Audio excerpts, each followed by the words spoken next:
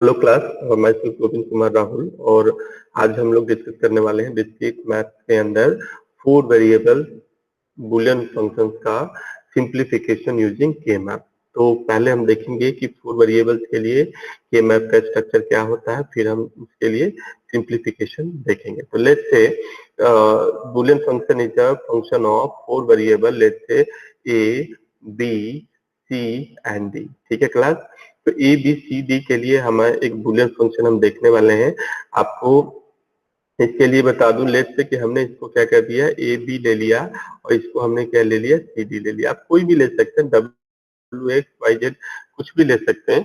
तो हमने ए B C D इसलिए ले लिया कि इट इज सिंपल टू से कि ए बी सी डी। तो ये अब हमें पता है कि 2 वेरिएबल्स के लिए जो कॉम्बिनेशन बनेगा वो 0 0 0 1 1 0 1 एंड 1 0 एंड 1 1 बनेगा।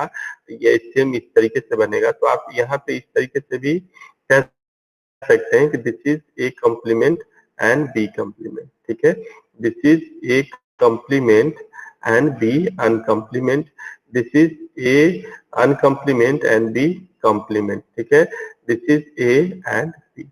ठीक है, नाउ यहाँ पे सी का कॉम्प्लीमेंट है और डी का भी कॉम्प्लीमेंट है।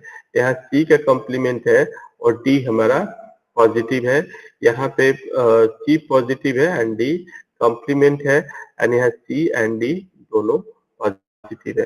तो क्लास, आप जैसे कि मैंने आपको पहले भी बताया था कि अगर 2 वेरिएबल से ज्यादा का हमारा के मैप है तो हमेशा थर्ड एंड फोर्थ जो कॉलम है वो क्या होगी, आपस में स्वैप हो जाएगी। ठीक उसी तरीके से थर्ड एंड फोर्थ जो रो है वो भी आपस में क्या हो जाएगी, स्वैप हो जाएगी। क्योंकि आप देखिए 0 0 0 1, तो 0 1 के बाद 1 0 आना चाहिए, लेकिन और उसके बाद 1 1 आना चाहिए। तो इसने क्या किया कि पहले 1 1 एंड फिर 1 0 दोनों आपस में क्या हो गए, स्वैप हो गए। तो इस तरीके से आप देख सकते हैं। अगर हम इसको डेसिमल में कन्वर्ट करने की कोशिश करें तो 0 0 0 मीन्स दिस इज 0, ये 0 0 0 1 मीन्स दिस इज 1। अब यहाँ पे स्वैपिंग होगी, this is 2 and this is 3। ठीक इसी तरीके से आप यहाँ पे लाएंगे तो this is 4, this is 5, now this is 6 and this is 7। Swapping, यहाँ पे भी स्वैपिंग है। अब रो में भी स्वैपिंग होगी क्योंकि ये 2 से ज्यादा है। तो 4 5 6 7, तो उसी तरीके से यहाँ पे क्या होगा कि 8 9, ये this is 10 and this is 11। Now this is 12, this is 13, this is 14 and this is 15। ठीक है क्लास, तो इस तरीके से आपने क्या देखा कि कॉलम भी स्वैप कर गया और रो भी स्वैप कर गया। मीन टर्म्स, 4 वेरिएबल्स का मीन टर्म्स आपको पता है 16 बनने वाले हैं। तो या आप बूलियन एक्सप्रेशन से भी देख सकते हैं कि ये हमारा 4 वेरिएबल का है, तो ये 16 इसके कॉम्बिनेशंस बनेंगे ट्रू फॉल्स का। और उसी तरीके से मीन टर्म्स हमारे एम 0 से लेकर के एम 15 तक, मतलब कुल 16 मीन टर्म्स इसके बनने वाले हैं। तो 16 मीन टर्म्स लिखना फिजिबल नहीं है। एज वी नो, हमने 2 वेरिएबल्स के लिए, 3 वेरिएबल्स के लिए मीन टर्म्स के टर्म में, हमने डेसिमल के टर्म में, हमने बाइनरी के टर्म में इस पर्टिकुलर सेल को यूज करना हमने देखा हुआ है। तो अब चूंकि या तो मीन टर्म्स में दिया हुआ हो, लेट से कोई एक मान लो बूलियन फंक्शन हमारे पास दिया हुआ है, A B C and D का कोई बूलियन फंक्शन दिया हुआ है। क्या चीज दिया हुआ है कि ए कॉम्प्लीमेंट है और बी और सी, सपोज इस तरीके से दिया हुआ है ना, ए बी एंड सी का कॉम्प्लीमेंट इस तरीके से कुछ दिया हुआ है। तो आप इसके लिए पर्टिकुलर एक क्या कर सकते हैं, एक आप पर्टिकुलर सेल काउंट कर सकते हैं और उस पर्टिकुलर सेल पे आप 1 प्लेस कर सकते हैं। तो ये हमारे पास क्या है, 4 वेरिएबल का के मैप है। हम देखते हैं क्लास नेक्स्ट स्लाइड में कोई एग्जाम्पल लेके।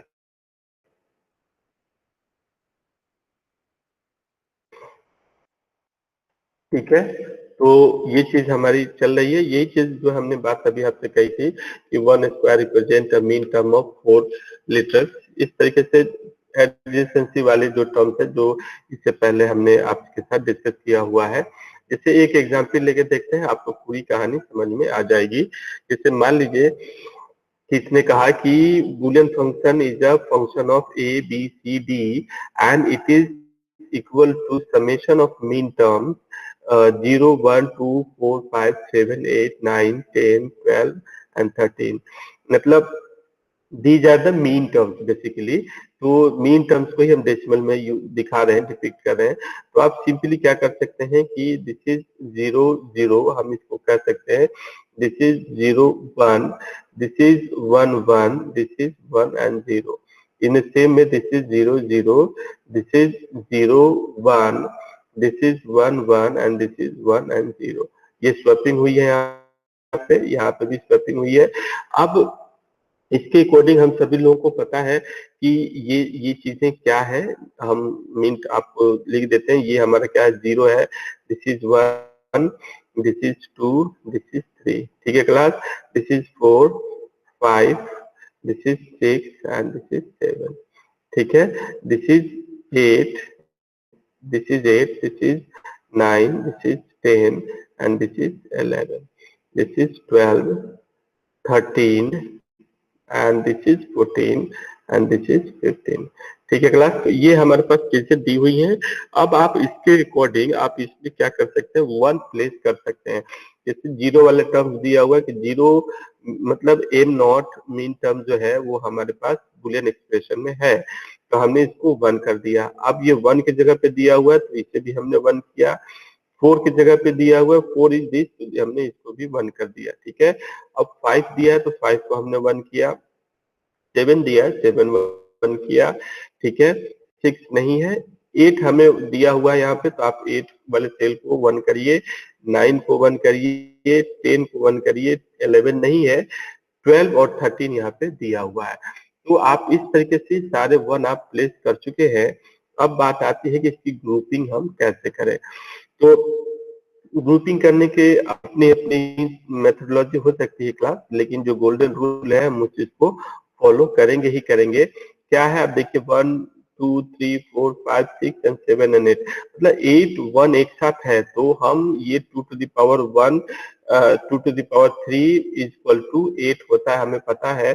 तो हम इस चीज को क्या कर सकते हैं, इसका तो ग्रुप कर सकते हैं। ठीक है क्लास, अब बचा ये चीज, ये टर्म बचा कि क्या हम इसे ग्रुप कर सकते हैं एक साथ। तो एक साथ ग्रुप इसलिए नहीं कर सकते कि बीच में ये सेल्स क्या है, वैकेंट है, तो हम इसे एक साथ वर्टिकली ग्रुप नहीं कर सकते। लेकिन हाँ, इसके लिए हम रैप अराउंड क्या कर सकते हैं, रैप अराउंड ग्रुपिंग कर सकते हैं। लाइक इसको हमने इस तरीके से रैप अराउंड ग्रुपिंग कर दी। सपोज यहाँ से आप पकड़ के इस पेपर को मोड़ दें तो ये चीज मिलके एक ग्रुप बन जाएगा। अब ये 1 छूट रहा है तो इस 1 को भी हम नहीं छोड़ेंगे, इसके लिए भी हमने क्या कर दी, ये ग्रुपिंग ये चीज कर दी। तो अब क्या देख रहे हैं कि सारी ग्रुपिंग हमें पॉसिबल जो था वो हो चुका है। इन्होंने भी क्या करी, 8 1 को एक साथ ग्रुप कर दिया, ये इंटरनल तो ग्रुप किया ही किया। इन्होंने वर्टिकल ग्रुपिंग ना करके हॉरिजॉन्टल ग्रुपिंग करी, तो इसके साथ ग्रुपिंग इसके साथ ग्रुपिंग कर दी। तो कोई इश्यू नहीं है, हम दोनों वर्टिकल और हॉरिजॉन्टल दोनों ग्रुपिंग कर सकते हैं। ठीक है क्लास, तो अब इसका आउटपुट क्या आना चाहिए, क्या आप बता सकते हैं कि इसका आउटपुट क्या आना चाहिए class, could you guess. Okay, मैं बताता हूँ कि इसका आउटपुट क्या आएगा। अब देखिए ये जो है, अब इसमें आपको कॉमन पकड़ना है कि क्या कॉमन हो सकता है। जैसे आप रो में देखिए तो रो में कुछ भी ऐसा कॉमन नहीं है जो कि चारों में हो, मतलब neither A is common in all 4 rows not B is common in all 4। But यहाँ पे एक चीज कॉमन है, C complement is common in both the column. तो यहाँ से हम क्या ले सकते हैं, सी का कॉम्प्लीमेंट ले सकते हैं। ठीक है क्लास, अब इसके लिए प्लस, नेक्स्ट टर्म के लिए हम कर रहे हैं तो प्लस, ये वाले टर्म्स के लिए देखेंगे तो ये वाले टर्म्स में ए कॉम्प्लीमेंट और बी, दैट इज ए का कॉम्प्लीमेंट और बी ऑलरेडी यहाँ कॉमन है। इसमें देखेंगे तो इसमें क्या है, डी हमारा क्या है, कॉम्प्लीमेंटेड है। डी हमारा क्या है, कॉम्प्लीमेंटेड है। तो हम क्या कर सकते हैं कि यहाँ से डी को उठा लेंगे। ठीक है क्लास, यहाँ से डी हम उठा सकते हैं। ये वाले सेक्शन में देखेंगे तो सी और सी कॉम्प्लीमेंट प्लस है, तो सी अनकम्प्लीमेंटेड है, डी हमारा कम्प्लीमेंट फॉर्म है, और इसमें हम देखेंगे तो क्या है, बी का कम्प्लीमेंट दोनों में कॉमन है, बी दोनों में क्या है, 0 है, तो आप यहाँ पे क्या कर दीजिए कि बी कॉम्प्लीमेंट। ये फाइनल आउटपुट इसका क्या हुआ, ये हुआ। इस तरीके से सिंप्लीफिकेशन आप कर सकते हैं। तो ठीक है क्लास, मिलते हैं नेक्स्ट लेक्चर में, और उसके बाद देखेंगे कि क्या है, जो भी नेक्स्ट टॉपिक है हम देखेंगे नेक्स्ट लेक्चर में। Thank you class, thank